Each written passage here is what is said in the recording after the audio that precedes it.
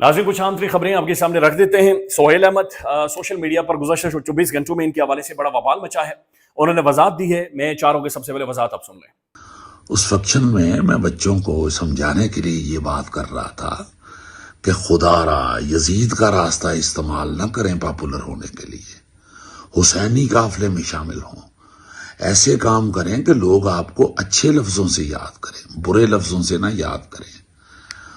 उस गुफ्तगू का ये छोटा सा एक फिक्रा निकाल के उसे वायरल किया गया और उसे सियासत से और नौज़ुबिल्ला उसे सियासतदानों से जोड़ने की बात करके तो मुझे अपनी तरफ से गंदा किया जाने की कोशिश की जा रही।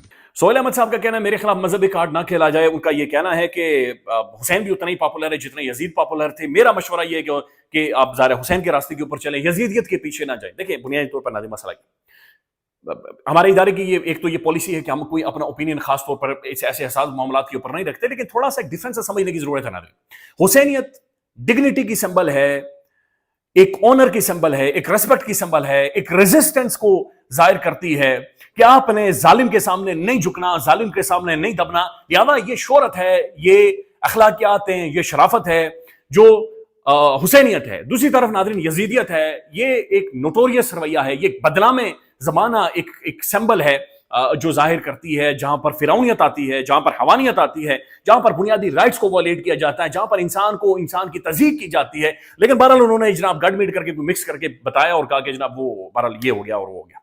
इसके ऊपर नाज़रीन पाकिस्तान के सोशल मीडिया पर ज़ाहिर सबने कमेंट्स किए और सवाल भी पूछे। इसमें मतीउल्लाह जान साहब ने भी एक नुक्ता और अहम तरीन सवाल उठाया। उसके बाद मतीउल्लाह जान साहब ने बहरहाल आज आकर उन्होंने अपने ट्वीट के जरिए माजरत भी की है। उन्होंने कहा कि जी माजरत चाहता हूं, मैंने पूरा क्लिप देखा हुआ नहीं था।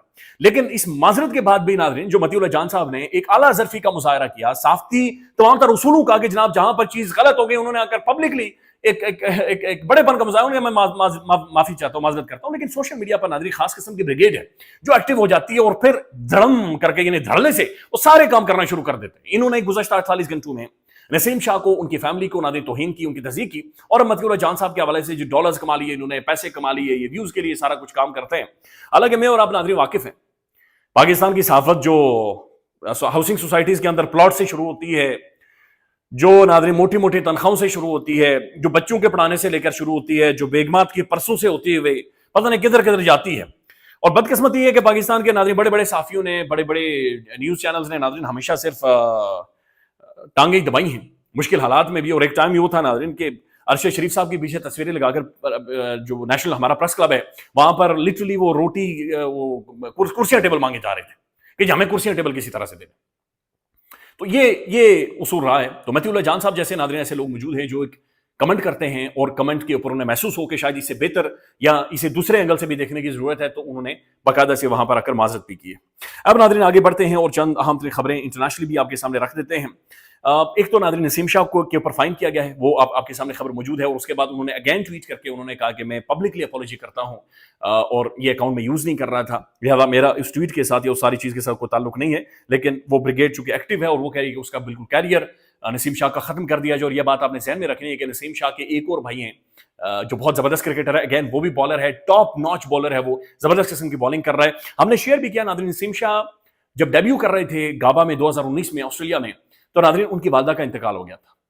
अगले दिन नसीम शाह पाकिस्तान नहीं आया, ऑस्ट्रेलिया के खिलाफ मैच खेल रहा था, 145 की स्पीड से नाज़रीन ये बंदा बॉलिंग कर रहा था। 4 खिलाड़ी इसने आउट किए डेविड वार्नर को। नाज़रीन डेविड वार्नर तोप थी उस टाइम में, एक दीवार थी, उसे इन्होंने आउट किया था। और नाज़रीन ये बात और है कि हम अपने हीरोज की कदर नहीं करते, ये चीजें हमसे बहुत दूर रह चुकी हैं। अब नाज़रीन जो मिडिल ईस्ट के अंदर डेवलपमेंट्स हो रही हैं, एक तो ट्रंप नाज़रीन पैसे मांग रहा है। डोनाल्ड ट्रंप ये कह रहा है कि तकरीबन $5 ट्रिलियन अरब ममालिक मुझे दें जंग को कंटिन्यू करने के लिए। $5 ट्रिलियन डोनाल्ड ट्रंप ये कह रहा है, जो इंटरनेशनली रिपोर्ट हो रहा है कि जंग को कंटिन्यू करने के लिए $5 ट्रिलियन दिए जाए, और अगर जंग यहां पर रोकनी है तो मुझे $2.5 ट्रिलियन अरब ममालिक दें। यह अजीबोगरीब नाज़रीन क्वेश्चन है। ट्रंप को जंग में किसने बुलाया? ट्रंप क्यों जंग के अंदर आया? ट्रंप ने क्यों उनकी टॉप लीडरशिप को एलिमिनेट करवाया? ट्रंप की वजह से स्टेट ऑफ हार्मोज बंद हुई, पूरी दुनिया क्राइसिस में गई, और आज ट्रंप ये कह रहा है कि जनाब आपने मुझे ये सारे पैसे देने और उसके बाद मैं यहां से निकलूंगा। उसके बाद नाज़रीन जो खबर आ रही है वो खबर ये है कि $200 बिलियन ट्रंप ये कह रहा है कि हम कांग्रेस को चाहेंगे कि वो अप्रूव करे डिफेंस स्पेंडिंग के लिए $200 बिलियन। مزید سپینڈ کریں. ابھی تک 33 سے 34 ارب ڈالر لگ چکے ہیں. یہ دنیا کی مہنگی ترین وار ہے جس کے پہلے 5 دنوں میں 11.5 بلین ڈالر خرچ کیے گئے ہیں. اور ایران ناظرین واقعتاً اسٹیبلش کر چکا ہے کہ یہ ایک ٹیکسٹ بک کے اندر یہ جنگ آئے گی, اس کو اسٹڈی کیا جائے گا, اس کے اوپر تھیسس لکھے جائیں گے, اور یہ کتابوں کے اندر اس جنگ کو ناظرین باقاعدہ سے دنیا کو لکھ کر پڑھایا جائے گا, سمجھایا جائے گا کہ ماڈرن ڈے وارفیئر کیا ہوتی ہے. جدید جنگ کے تقاضے ایران نے بدل دیے ہیں. ایک طرف دنیا کی مہنگی ترین وار اور ایک طرف دنیا کی سستی ترین وار. اور پھر ناظرین محمد مالک صاحب یہ کہہ رہے ہیں کہ ایران واقعتاً تیاری کر بیٹھا ہے کہ یہ بوٹس آن گراؤنڈز ہوں. یہ محمد مالک صاحب کو سن لیں. ٹرمپ اسرائیل کے پیچھے لگ کے یہاں تک آ گیا, اب اس کو نکلنے کی چیز چاہیے. ایرانینز کو سمجھ آ گئی ہے کہ اب ٹرمپ کو ہماری شرط پہ نکلنا پڑے گا. اور شاید بہت سے لوگ حیران ہوں, ایران واقعی چاہتا ہے کہ ڈونلڈ ٹرمپ زمین پہ آ کے اپنے فوجی گھسائے, چاہے وہ خرگ آئلینڈ میں ہوں چاہے کوئی اور ہوں. بیکاز جب آپ ایرانین ایکسپرٹس کو سنتے ہیں, ان کے لیڈران کی باتیں سنتے ہیں, تو ایک چیز سمجھ آتی ہے, وہ کہتے ہیں ہمیں پتا تھا آسمان کی جنگ کا ہم ان سے مقابلہ نہیں کر سکتے, یہ اوپر سے بم آ کے تباہی پھیریں گے, لیکن جب زمین پہ آئیں گے تو تب ہم برابری پہ آئیں گے. اور اگر ہمارے 400 بھی شہید ہوتے ہیں اور ہم نے ایک بھی مار دیا, اور 5 دن کی جنگ کے بعد اگر ہمارے 4000 بھی شہید ہوئے اور ان کے صرف 40 بندے مر گئے, تو ان کو لگ پتا جائے گا پیچھے اپنے امریکہ کے اندر سب کچھ. اور یہ امریکہ میں بھی اس پہ بہت زیادہ چیز بن رہی ہے.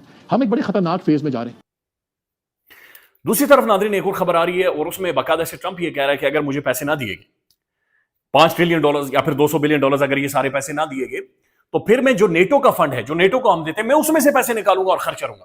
اب ایک اور خبر آ رہی ہے ناظرین کہ ٹرمپ دم دبا کر اب بھاگ رہا ہے. امریکی صدر ڈونلڈ ٹرمپ جنگ ختم کرنے پر آمادہ ہیں. وال اسٹریٹ جرنل یہ کہہ رہے ہیں اسٹریٹ آف ہارموز کھلوائے بغیر امریکی پریزیڈنٹ یہ کہہ رہا ہے کہ میں یہاں سے جانے کے لیے تیار ہوں. تو یہ بڑی عجیب و غریب قسم کی ناظرین ایک نان سیریس ایٹیٹیوڈ ڈونلڈ جے ٹرمپ کا نظر آ رہا ہے. ایک طرف ملک میں 90 لاکھ بندہ نکل آیا, پھر اس کے بعد انہوں نے کہا کہ جناب ہم نے ریجیم چینج کرنی ہے, پھر کہا کہ ہم نے ان کے جو نیوکلیئر انفراسٹرکچر ہے ہم نے اسے اوبلیٹریٹ کرنا ہے, اسے ختم کرنا ہے, پھر کہا گیا کہ ہم نے اسٹریٹ آف ہارموز کھلوانی ہے. اب کہہ رہے کہ اسٹریٹ آف ہارموز کھلوائے بغیر امریکہ یہاں سے جانے کے لیے مزہ ہو گیا. اسٹریٹ آف ہارموز کھلوائے بغیر امریکہ یہاں سے جائے گا اور اس میں کوئی مسئلہ نہیں ہے.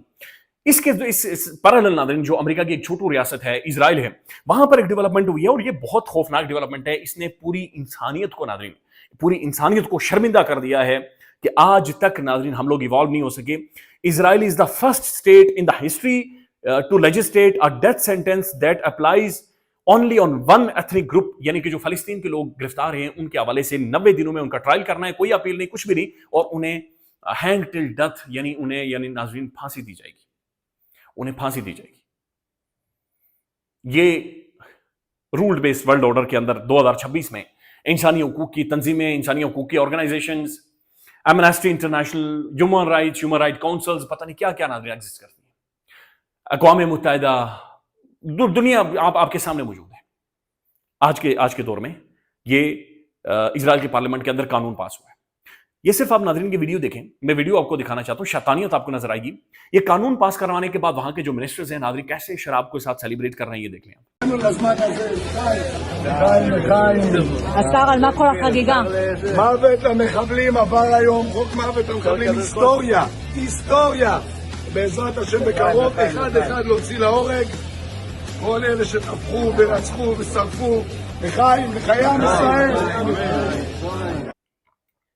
اور وائٹ ہاؤس کے ناظرین جو پریس سیکرٹری ہے وہ کس طرح کی گفتگو کر رہی ہے اب یہ سن لیں. وہ کہتے ہیں کہ جناب جو ماضی کے لیڈرز تھے وہ ابھی سیارے میں نہیں رہی, دنیا سے چلے گئے, یعنی کہ آپ نے ایک رولڈ بیسڈ ورلڈ آرڈر کو وائلیٹ کر کے ایک لیڈرشپ کو ایلیمینیٹ کیا, نیوٹرلائز کیا, اور اس کے بعد آپ سیلیبریٹ کر رہے ہیں, مسکراہٹ کے ساتھ سیلیبریٹ کر رہے ہیں کہ ہم نے ایران کے اندر جا کر کلنگ کی ہے. یہ سن لیں آپ. When the president says more reasonable, again, these folks are appearing more reasonable behind the scenes privately in these conversations than perhaps some of the previous leaders who are now no longer on planet Earth because they lied to the United States and they strung us along in negotiations, and that was unacceptable to the president, which is why many of the previous leaders were killed. So again, this is another historic opportunity for Iran to do the right thing. ناظرین عمران احمد خان نیازی کے حوالے سے کچھ خبریں آپ کے سامنے رکھتے ہیں. یہ احتشام کیانی صاحب یہ ٹویٹ کر رہے ہیں کہ حیران کن صورتحال, عمران خان اور بشرا بی بی کی 1 سال سے سزا معطلی درخواستیں سنی جا رہی تھی اور سال بھر میں ایک قدم بھی آگے نہ بڑھ سکی, لیکن آج اچانک سے چیف جسٹس سرفراز ڈوگر کی سربراہی میں بینچ نے نیب کی استدعا پر فیصلہ کیا ہے کہ اب سزا معطلی درخواستیں نہیں سنی جائیں گی. عمران خان کی اور بشرا بی بی کی 1 سال سے جو سزا معطلی اور نہیں سنی جائیں گی, بلکہ سزا کے خلاف مرکزی اپیلیں مقرر کی جائیں گی اور آئندہ ہفتے سے ہر ہفتے 2 بار اپیلیں سنی جائیں گی.